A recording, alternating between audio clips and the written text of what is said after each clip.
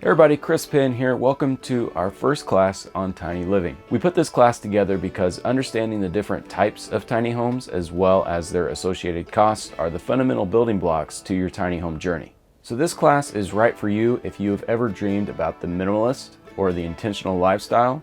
Also, it's for you if you are just remotely interested in the tiny home lifestyle. In this class, we're going to review the 4 major tiny home options. For example, we're going to be covering the traditional tiny homes, school bus conversions, camper vans, and RVs.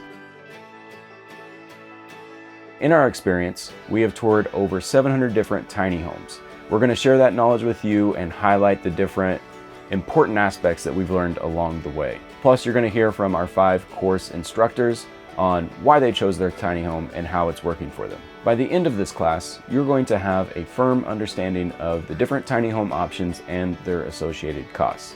And be sure to let us know if you have any questions and enjoy the class.